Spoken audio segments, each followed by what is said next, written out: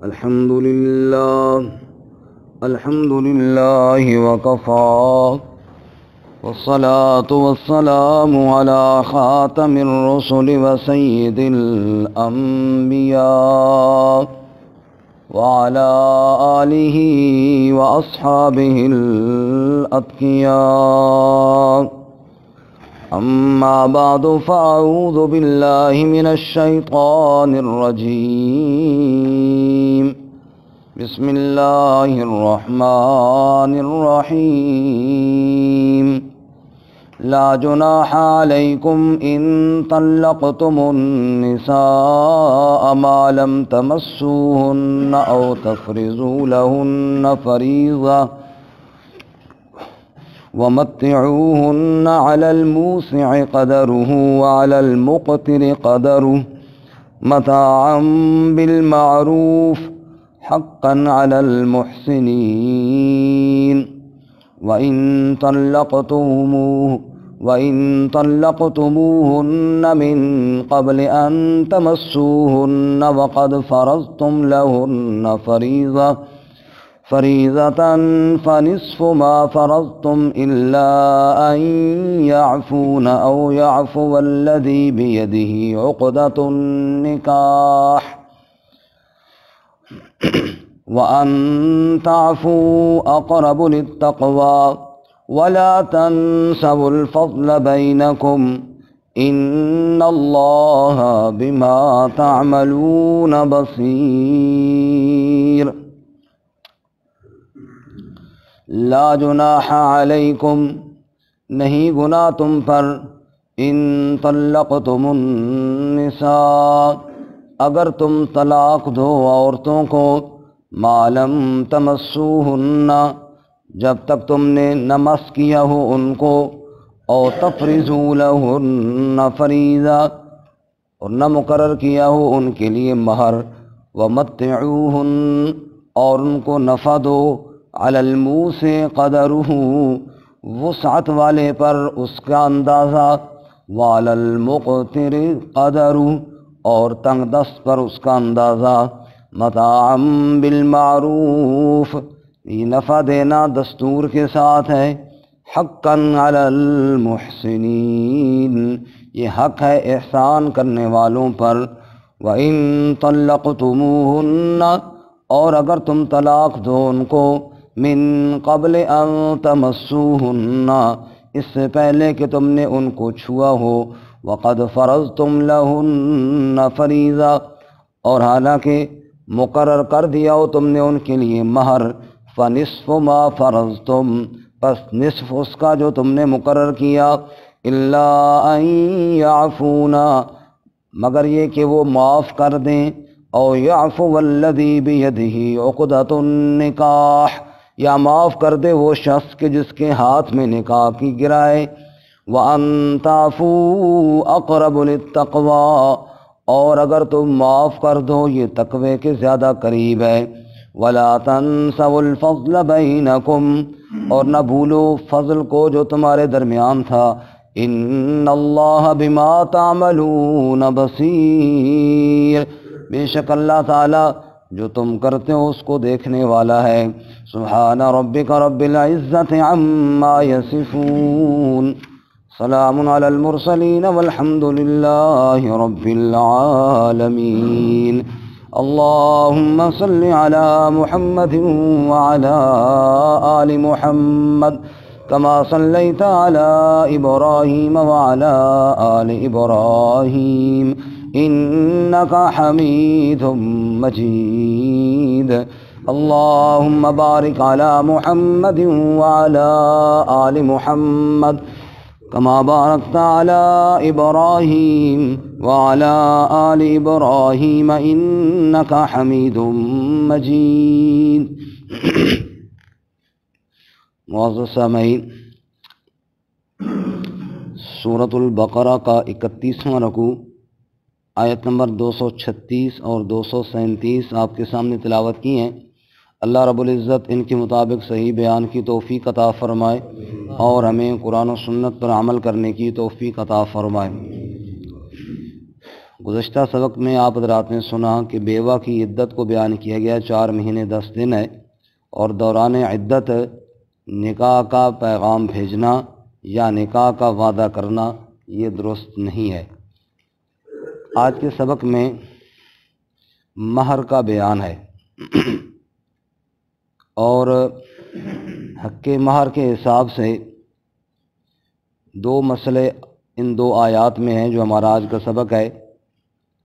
ویسے اس کے علاوہ 2 مسئلے اور بھی ہیں۔ یہ چاروں مسائل میں آپ کی خدمت میں عرض کرتا ہوں۔ سب سے پہلا مسئلہ یہ ہے کہ نکاح میں حق مہر مقرر کرنا ضروری ہے۔ پڑھ چکے ہیں، دیکھ چکے ہیں 5ویں پارے میں ان تبتغوا باموالکم، وہاں اللہ نے فرمایا کہ تم مال کے ذریعے تلاش کرو نکاح کو، تو مال نکاح میں ضروری ہے حق مہر۔ لیکن اس کی صورتیں 4 ہیں۔ نکاح کے وقت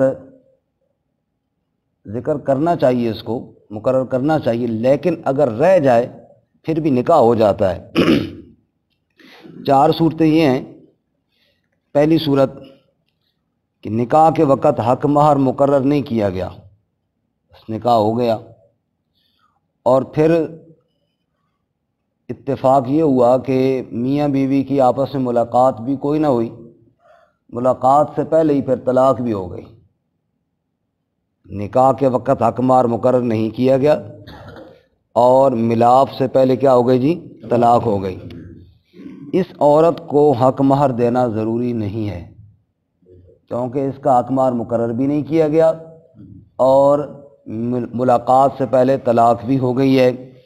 اس کو متع دیا جائے گا۔ متع وہ والا مراد نہیں ہے جو ہم سب سمجھتے ہیں۔ متع سے مراد یہ ہے کہ اس کو کچھ کپڑے، کچھ مال، کچھ جو حسب توفیق کوئی نہ کوئی چیز دے کر اس کو رخصت کیا جائے گا۔ اس کا ذکر آج کے سبق کی پہلی آیت میں ہے۔ دوسرا مسئلہ کہ اگر نکاح کے وقت حق مہر مقرر ہوا تھا، مثلا 10,000 مہر مقرر ہو گیا، اور پھر طلاق ہو گئی ملاپ سے پہلے ہی، تو اس کو نصف مہر دیا جائے گا، یعنی 5,000 اگر 10,000 مقرر کیا ہو تو۔ بات سمجھ میں آ رہی ہے؟ یہ 2 مسئلے تو آج کے اس سبق میں موجود ہیں۔ یعنی اگر مقرر نہیں کیا گیا تو پھر مہر کوئی نہیں ہے، اس کو متع دیا جائے گا۔ اس کو متع کہتے ہیں نفع اٹھانے کو، یعنی کچھ نہ کچھ اس کو دیا جائے گا۔ اور اگر مہر مقرر کیا گیا تو پھر کتنا مہر ہے جی؟ نصف مہر۔ یہ دونوں صورتیں وہ ہیں کہ نکاح تو ہوا ہے لیکن ملاقات سے پہلے طلاق ہو گئی ہے۔ تیسری صورت یہ ہے کہ مہر مقرر ہوا ہے اور پھر ملاقات بھی ہوئی ہے، پھر طلاق ہوئی ہے، اس کو پورا مہر ملے گا، اور اس میں سے کچھ بھی کم کرنے کی اجازت نہیں ہے۔ اس کا ذکر ہم اس سے پہلے پڑھ چکے ہیں 29ویں رکوع میں، پچھلے صفحے میں ہم پڑھ چکے ہیں وَلَا يَحِلُّ لَكُمْ أَن تَأْخُذُوا مِمَّا آتَيْتُمُوهُنَّ شَيْئًا، تمہارے لیے حلال نہیں ہے کہ اس میں سے کچھ بھی تم لو۔ جو مقرر ہوا ہے وہ سارے کا سارا اس کو دیا جائے گا، کیونکہ نکاح بھی ہوا ہے، اس کے بعد میاں بیوی کی ملاقات بھی ہو گئی ہے، اس لیے جو مہر مقرر ہوا تھا وہ سارے کا سارا دینا کیا ہے جی؟ ضروری ہے۔ چوتھی صورت یہ ہے کہ اگر مہر مقرر نہ ہو، میاں بیوی کی ملاقات بھی ہو جائے، اور اب اس کا مسئلہ کتب فقہ میں لکھا ہے کہ اس کو مہر مثل دیا جائے گا۔ مہر مثل سے مراد یہ ہے کہ اب ظاہر بات ہے مقرر تو وقت نکاح کے ٹائم کیا کوئی نہیں ہے، تو اب بعد کے اندر جب دینا ہے تو کس طرح دے رہے ہیں؟ تو مہر مثل سے مراد یہ ہے کہ اس خاندان کی عام عورتوں میں جتنا رواج ہے، اس کی بہنیں، اس کی کزنیں، جس طرح ان کا نکاح ہوتا ہے، اور عموماً ایک برادری میں اکثر ایک رواج ہوتا ہے، بعض لوگ کہتے ہیں بعض پہلی بیٹی کا بھی اتنا ہی تھا، اس کا بھی اتنا ہی ہوگا، تو اب ظاہر بات ہے اس کا مقرر تو کیا کوئی نہیں ہے، تو جتنا اس معاشرے میں چل رہا ہے اس حساب سے اس کو دیا جائے گا۔ تو یہ مہر کے حوالے سے 4 مسئلے تھے، 2 آج کے سبق میں موجود ہیں۔ دیکھیے جی، لا جراح علیکم، نہیں گناہ تم پر، ان طلقتم النساء، اگر تم طلاق دو عورتوں کو، ما لم تمسوہن اور تفرضوا لہن فریضہ، ان عورتوں کو جن کو تم نے چھوا بھی نہ ہو، یعنی میاں بیوی کی ملاقات نہ ہوئی ہو، اور مہر بھی ان کے لیے مقرر نہ کیا گیا۔ فریضہ سے مراد مہر ہے، وہ فریضہ وہ مہر وہ بھی تم نے ان کے لیے مقرر نہ کیا ہو، تو حکم یہ ہے کہ وَمَتِّعُوهُنَّ، ان کو نفع دے دو، یعنی ان کو کچھ کپڑے وغیرہ دے دو۔ دیکھیے اس پہ اندازہ رکھیں کہ وہ کپڑے وغیرہ کس قسم کے دینے ہیں۔ اب تو جوڑا شاید 1000 روپے کا بھی مل جائے اور شاید 50,000 کا بھی ملے، تو بڑا فرق ہے۔ تو اس لیے اللہ تعالیٰ نے وضاحت فرما دی، فرماتے ہیں علی الموسع قدرہ وعلی المقتر قدرہ، جو آدمی امیر ہے، موسع وسعت والا ہے، امیر آدمی ہے، مالدار آدمی ہے، قدرہ وہ اپنے حساب سے دے، وہ کیا کرے، یہ نہیں کہ امیر آدمی اور بالکل بڑا گھٹیا دے۔ ہوتا ہمارے یہاں تو یہی ہے، ایک دوسرے کو دیکھنا ہی نہیں چاہتے، لیکن شریعت نے تو کتنے اچھے طریقے سے بتایا کہ رخصت کرو، اور ایک معاملہ نہیں چل سکا تو اس کو اچھے انداز سے کچھ دے کر رخصت کرو۔ تو مالدار آدمی اپنے حساب سے دے، چن کے صحیح، گھٹیا نہ دے۔ ہمارے ایک دکاندار دوست ہے، اس نے سنایا کہ ایک بندہ آیا بڑا سوٹڈ بوٹڈ، اور ہم بھی دیکھ لیتے ہیں کہ کس حساب کا بندہ ہے، اس حساب سے کپڑا دکھاتے ہیں۔ تو بہت امیر، بڑی عمدہ گاڑی سے، تو ہم نے اس حساب سے ذرا قیمتی کپڑا دکھایا، کہنے لگا نہیں ذرا کم کوالٹی والا دکھاؤ۔ ہم نے تھوڑا اور کم کوالٹی والا دکھا دیا، لیکن پھر بھی اس کا لحاظ رکھا، کہنے لگا نہیں تھوڑا اور لو کوالٹی کا دکھاؤ۔ تو پھر دکاندار اکثر پوچھ لیتے ہیں آپ کو کس کام کے لیے چاہیے، تو پھر وہ اندازہ ہو جاتا ہے۔ کہتے ہم نے پوچھا آپ کو کس کام کے لیے چاہیے، انہوں نے کہا یار مسجد مولوی صاحب نو دینا ہے۔ کس نو دینا ہے؟ مولوی صاحب نو دینا ہے، اس واسطے گھٹیا جی کوالٹی کا دیں۔ سمجھ آئیے؟ اس طرح نہ کرنا چاہیے، بندہ اپنے حساب سے دے نا جی، کیا خیال ہے؟ تو فرمایا علی الموسع قدرہ وعلی المقتر قدرہ، فرمایا کہ خوشحال آدمی جو ہے وہ اپنے مقدار سے دے، اور وعلی المقتر جو تنگ دست آدمی ہے، غریب آدمی ہے، قدرہ وہ اپنے حساب سے دے۔ ہر ایک کا اپنی وسعت کو دیکھے اور اس کے مطابق عورت کو دینا ضروری ہے۔ متاعا بالمعروف، یہ سامان دینا، یہ نفع دینا دستور کے ساتھ ہے، یعنی ایک شرعی حکم ہے کہ اس طریقے سے عزت کے ساتھ اس کو رخصت کیا جائے، اور جیسا کہ ہمارے ہاں ایک دوسرے کے ساتھ دشمنیاں پال لی جاتی ہیں، گویا کہ اس سے روکا گیا ہے۔ اس لیے آگے اللہ فرماتے ہیں حقاً علی المحسنین، یہ احسان کرنے والوں پر، نیکی کرنے والوں پر حق ہے، ان پر لازم ہے کہ وہ اس طرح کرے، یعنی اس معاملے کو بڑے خوش اسلوبی کے ساتھ ختم کریں، اس معاملے کو کوئی جھگڑا، کوئی طوفان یہ بنا کر ختم نہ کریں۔ کاش یہ احکامات ہمارے معاشرے پر لاگو ہو جائے، لیکن افسوس تو یہ ہے کہ قرآن کریم کے قریب ہی ہم نہیں جاتے۔ قرآن کریم کچھ معاشرے میں پڑھا جائے، کوئی لوگوں کو اس بارے میں احساس ہو کہ اللہ تعالیٰ نے ان معاملات کے بارے میں ہماری کیا رہنمائی کی ہے، تو پھر تو شاید کوئی ممکن ہے کوئی عمل کرنے کے لیے بندہ سوچے ہی۔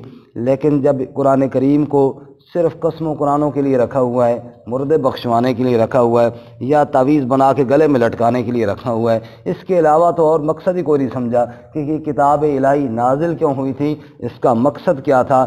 اس کا مقصد تو یہ بہت بڑا پیغام تھا اللہ کا، ھذا بلاغ للناس وَلِيُنذَرُوا بِهِ وَلِيَعْلَمُوا أَنَّمَا هُوَ إِلَٰهٌ وَاحِدٌ وَلِيَذَّكَّرَ أُولُو الْأَلْبَابِ۔ اللہ فرماتا ہے یہ تو پیغام ہے لوگوں کے لیے، اس کے ذریعے لوگوں کو ڈرایا جاتا ہے اللہ تعالیٰ سے، اور یہی وہ کتاب ہے جو اللہ تعالیٰ کا تعارف اور پہچان کرواتی ہے کہ الہ تمہارا ایک اللہ کی ذات ہے۔ عقل والے اس قرآن سے نصیحت حاصل کرتے ہیں، اللہ ہمیں بھی توفیق عطا فرمائے۔ تو فرمایا حقاً علی المحسنین، یہ حق ہے احسان کرنے والوں پر۔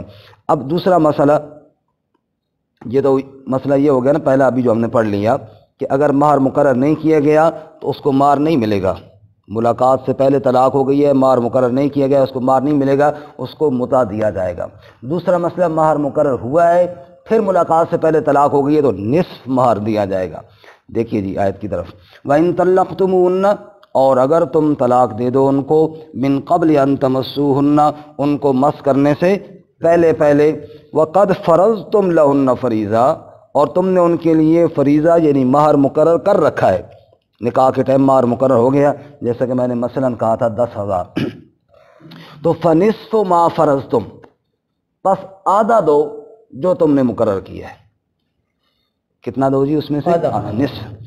ہاں، الا ان یعفونا او یعفو الذی بیدہ عقدۃ النکاح۔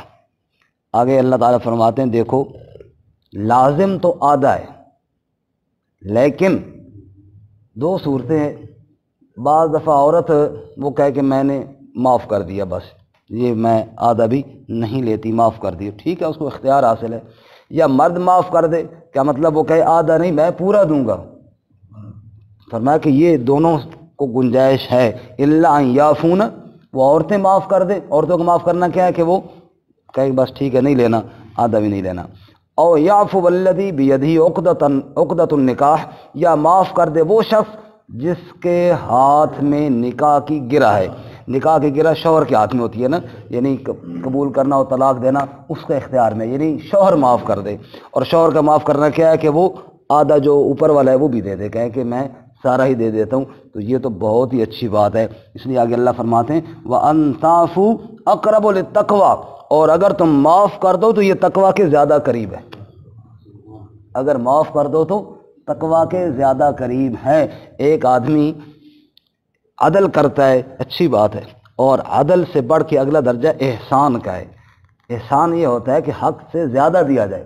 عدل تو یہ ہے نا کہ ٹھیک ہے جی نصف جو فرض ہے بس وہ دیا جائے، آدھا جناب اس کو ملے گا اور آدھا شوہر کہے کہ مجھے بخشا جائے گا، یہ تو ہو گیا عدل، ٹھیک ہے، اس طرح بھی کر لیا تو اچھی بات ہے۔ اور احسان یہ ہے کہ کہے کہ نہیں بس جو میں نے آدھا رکھنا تھا وہ بھی نہیں رکھتا، میں سارا ہی دے دیتا ہوں، تو فرمایا کہ یہ تقویٰ کے زیادہ قریب ہے۔ جو آدمی احسان کرتا ہے، احسان کا مزاج بنا لیتا ہے، ہر معاملے میں نرمی کرتا ہے، دوسرے کے ساتھ نیکی کی کوشش کرتا ہے، تو خواہ مخواہ اس کے دل میں تقویٰ پیدا ہوتا ہے، اللہ کی طرف دھیان پیدا ہوتا ہے۔ اس لیے اللہ فرماتے ہیں اگر تم معاف کرو گے یہ تقویٰ کے زیادہ قریب ہے۔ وَلَا تَنْسَوُا الْفَضْلَ بَيْنَكُمْ، یہ جو جملہ ہے یہ ہمارے لیے، ہمارے معاشرے کے لیے بہت بڑا سبق ہے۔ وَلَا تَنْسَوُا الْفَضْلَ بَيْنَكُمْ، مت بھولو اس فضل کو جو تمہارے درمیان تھا۔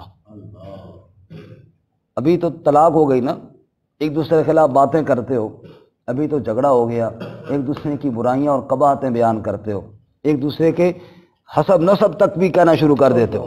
ایسے ہوتا ہے کہ نہیں ہوتا؟ وہی لوگ تھے کل اچھے تھے، وہی لوگ تھے کل سب سے بہتر تھے، اب وہی لوگ ہیں جناب ان کی یوں برائیاں بیان کرتے ہیں۔ اتنے اگر وہ برے تھے تو تم نے رشتہ کیا ہی کیوں ان کے ساتھ؟ ایسی برائیاں ان کی بیان جناب وہ یوں ہے، وہ فلاں ہے، وہ فلاں ہے، یہ ہے، وہ ہے۔ بھئی اگر وہ ایسے ہی برے تھے تم نے ان کے ساتھ رشتہ کیا کیوں؟ فرمایا وَلَا تَنْسَوُا الْفَضْلَ بَيْنَكُمْ، ایک معاملہ تھا ختم ہو گیا، بس اس کو اس معاملے تک ہی رکھو، اس کو خاندانوں کی جنگیں نہ بنا دو، اور اس کو دوسروں کے کردار کشی کا ذریعہ نہ بنا دو، اور دوسرے کے حسب نسب پہ تان کرنا نہ شروع کر دو۔ مت بھولو اس فضل اور تعلق کو جو تمہارے درمیان تھا، پہلے ایک تعلق تھا نا تبھی تو رشتہ ہوا، تو فرمایا اس تعلق کو مت بھولو۔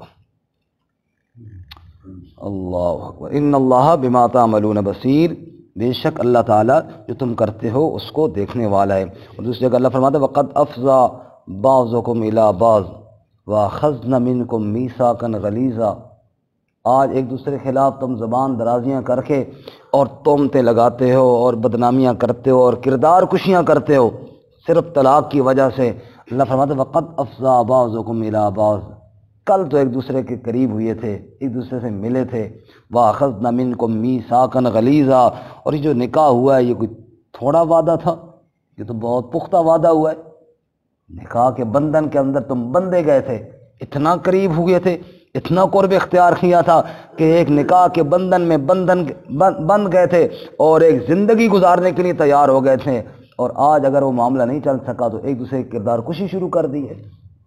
اس سے باز آ جاؤ، وَلَا تَنْسَوُا الْفَضْلَ بَيْنَكُمْ إِنَّ اللَّهَ بِمَا تَعْمَلُونَ بَصِيرٌ، جو تم کرتے ہو اس کو اللہ دیکھنے والا ہے۔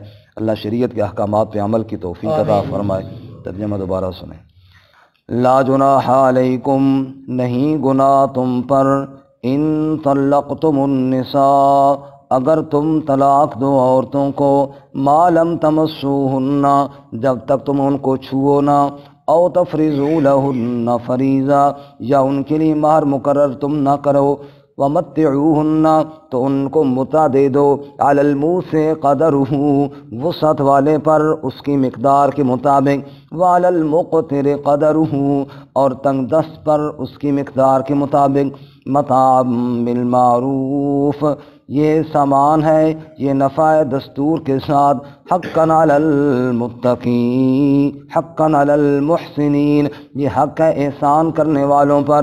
وَإِن طَلَّقْتُمُوهُنَّ مِن قَبْلِ، اور اگر تم طلاق دے دو اس سے پہلے، ان تمسوهن، کہ تم ان کو چھو، وقد فرضتم لهن فریضہ، اور یقیناً تم نے ان کے لیے مہر بھی مقرر کیا ہو، فنصف ما فرضتم، پس نصف اس کا جو تم نے مقرر کیا ہے، الا ان یعفون، مگر یہ کہ وہ معاف کر دیں، او یعفو الذی بیدہ عقدۃ النکاح، یا معاف کرے وہ شخص جس کے ہاتھ میں نکاح کی گرا ہے، وان تعفوا اقرب للتقوی، اور اگر تم معاف کر دو یہ تقوی کے زیادہ قریب ہے، ولا تنسوا الفضل بینکم، اور مت بھولو فضیلت کو، تعلق کو جو تمہارے درمیان تھا، ان اللہ بما تعملون بصیر، بے شک اللہ تعالیٰ جو تم کرتے ہو اس کو دیکھنے والا ہے۔